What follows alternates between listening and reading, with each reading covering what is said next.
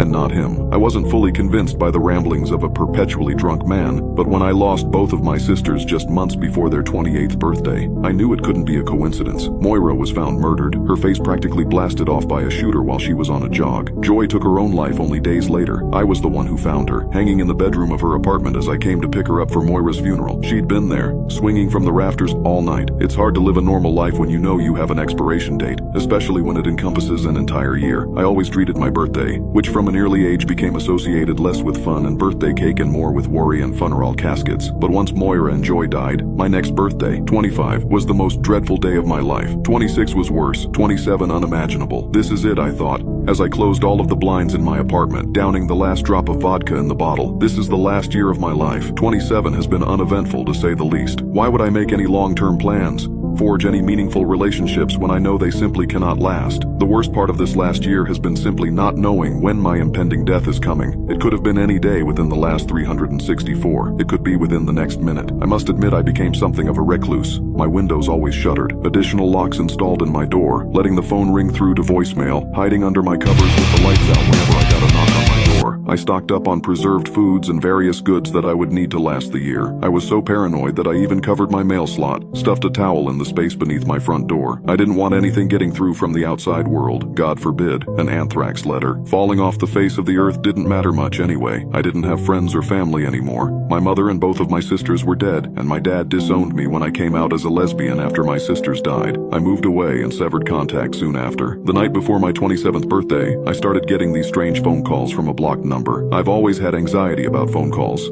so I just let it ring. The number kept calling, at least once per day throughout the past year. Then the knocking started, once a week at first, but it's only been getting worse, more frequent, and the pounding on my door more frantic each time. Convinced it had something to do with my inevitable death, I've been driven mad by the unknown visitor, especially over the past week. I got ready for bed last night, knowing that tomorrow, today, now, is the day I will turn 28. My time had run out, and I searched for comfort in a bottle of liquor. I didn't find it. I fell into bed, drunk and delirious, and prayed the morning wouldn't come, though I knew it would. I eventually got to sleep, but it was restless and unsatisfying. The kind of sleep where you feel like you have one eye open, always watching. That's why I was quick to wake when the door to my bedroom creaked open early in the morning. Before the first sign of light, I shot up in my bed, glancing around my room in a frenzied panic, at first seeing nothing out of the ordinary other than the door, pushed slightly ajar. A closer look revealed something I'd missed, something that sent my heart racing, froze me to my core. Two dark figures stood in the empty space behind the half-open door, unmoving, almost like a pair of statues, waiting, watching, wordless. Leave me alone, I squeaked, unable to move, paralyzed in the power of their presence. The shadowy figures instead shuffled out from behind the door, creeping slowly towards me in the dark. I knew this would certainly be the end of my life, the fulfillment of my curse, if I didn't act. Suddenly recalling the self-defense methods I'd drilled into my mind, I flipped my bedside lamp on to stun the intruders and reached underneath the table to pull the knife I'd duct-taped there a year ago, a 27th birthday gift to myself. As soon as the light flooded the room, though, I knew the blade would be of no use. My intruders were not a pair of assassins,